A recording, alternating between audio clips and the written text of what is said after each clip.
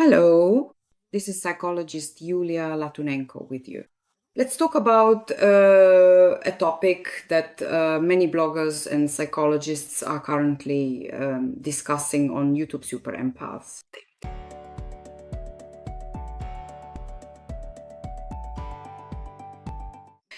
There are even special forums for super empaths now, and some super empath groups on Facebook as well. Let's discuss whether they really exist or if it's all just a myth.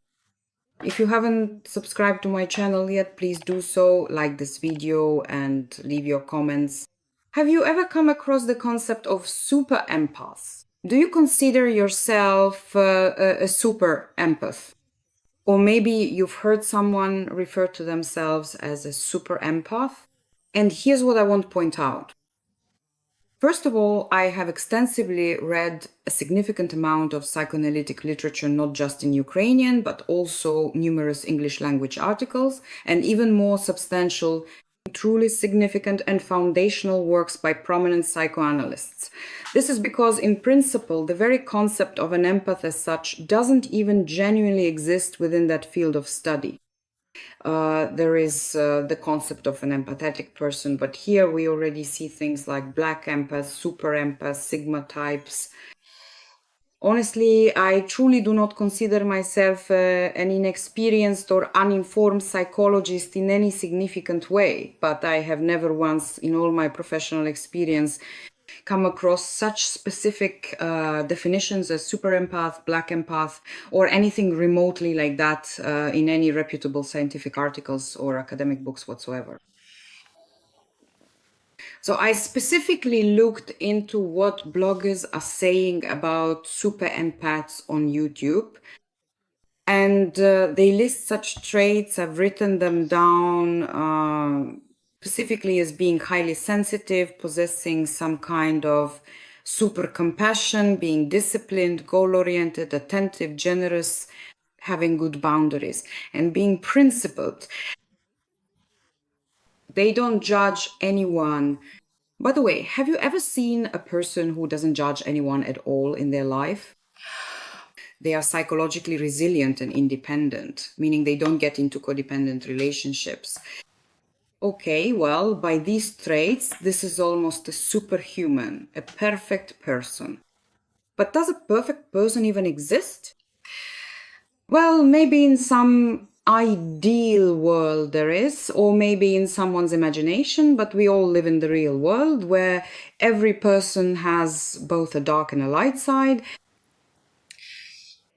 I believe that the concept of a super empath was invented by someone on YouTube just to get attention.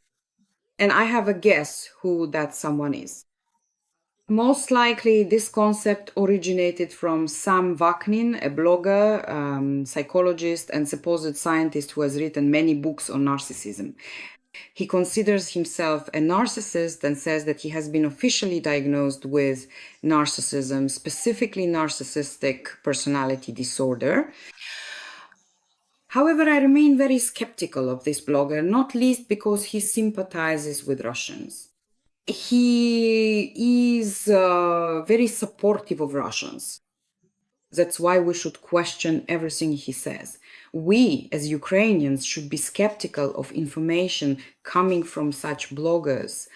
We know there are many actors over there who support Putin. So this kind of information, which is absolutely unscientific, came from this author. And this hype was picked up by many psychologist bloggers without even checking whether this term has any relation to a scientific approach in psychology. So when we talk about super empaths, doesn't it seem to you that we're talking about a superhuman, an ideal person who stands on top of some pedestal and looks down on humanity? And then all sorts of groups and forums of these superhumans start to form. Doesn't this remind you of narcissism in its purest form? When people say that they are a super empath, they are automatically telling the world that they are somehow special, unique, a superhuman me. As we know, all of this is characteristic of narcissists.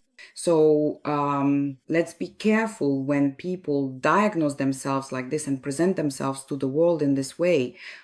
I am a super empath.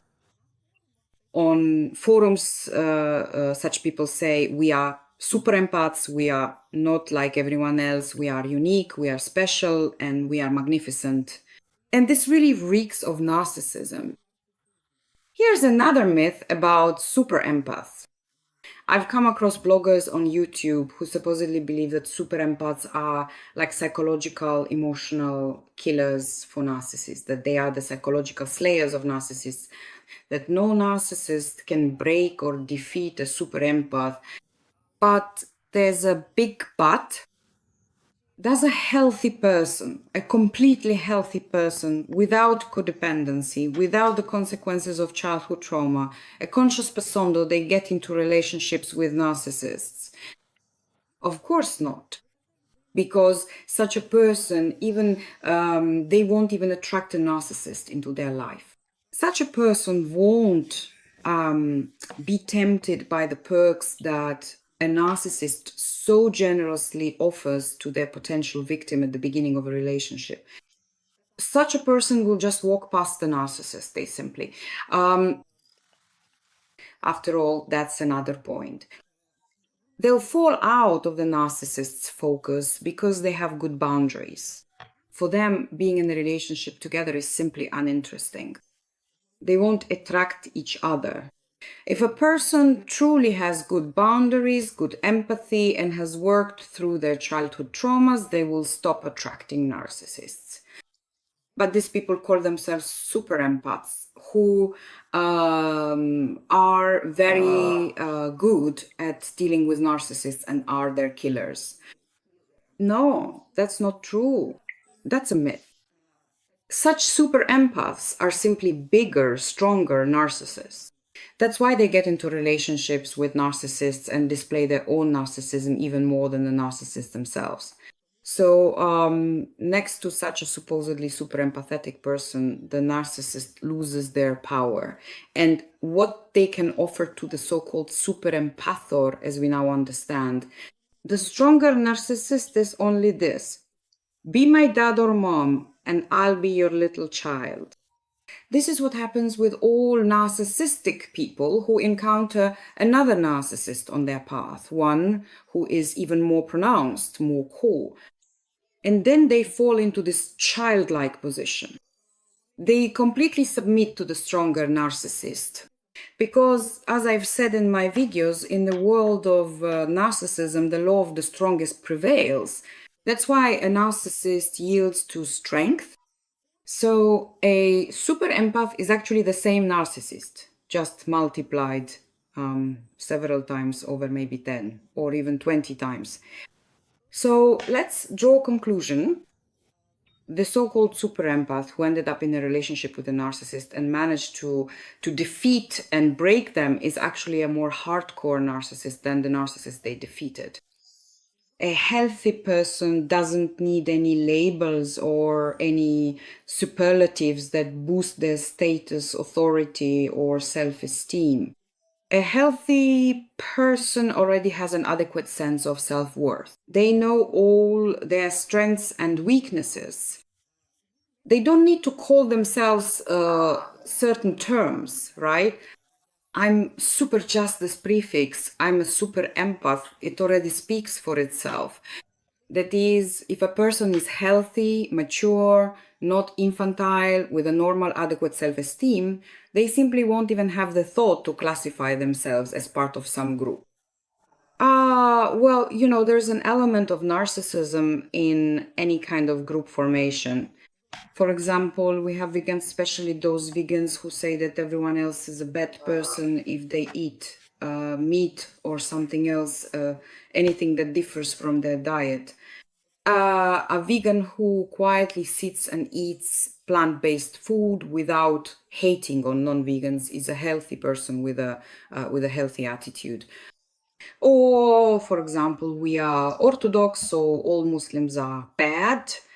And this vertical division, I'm above, I'm better, and all the rest of you are bad. This is a narcissistic phenomenon. That's why a healthy person doesn't need to associate themselves with some kind of super group to give themselves some super qualities, to call themselves super and compare themselves to others. So it's a process of comparison. And we know that narcissistically oriented people, and I'm putting it mildly here, I'm not talking about personality disorders, narcissistically oriented people tend to compare themselves to others. And unfortunately, they do this not in favor of other people. They always boost their self-esteem by comparing themselves to others. In other words, you are bad, I am good. That's the narcissist position.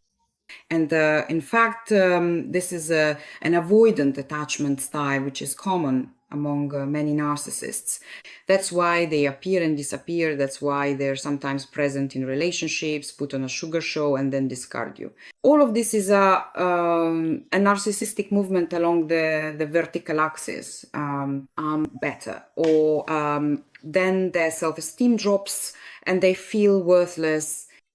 And from that fall, there are such narcissistic tools as giving oneself some artificial status, like, for example, a super empath, and avoiding contact with oneself, avoiding exploring one's weak sides, one's, well, even negative character traits, acknowledging them, acknowledging one's traumas.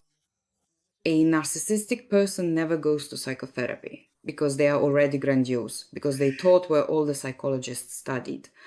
As I already mentioned, narcissists and super empaths have an avoidant attachment style, and they always take the position of, I am good, the world is bad.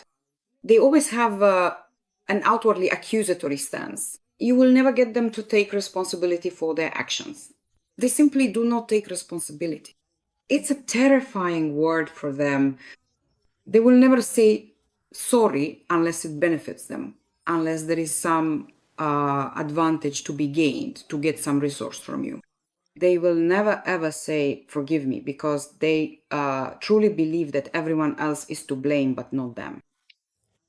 So narcissism originates from the avoidant attachment style. I'm good, the world is bad, I'm grand, the world is worthless. A healthy person has a secure attachment style, and they live with the outlook that the world is good and they are good too. And such people usually have no need to attribute any super qualities to themselves at all. They've long since parted ways with their idealized self-image. They accept themselves as they are, and it wouldn't even occur to them to call themselves some kind of superhuman. And if you haven't subscribed to my YouTube channel yet, I suggest you do it right now. Click the subscribe button, and please don't forget to also like this video and kindly leave a thoughtful comment below. Have you ever encountered such truly superhumans who genuinely consider themselves absolutely perfect and seemingly never perceive any discernible flaws in their own behavior or actions whatsoever?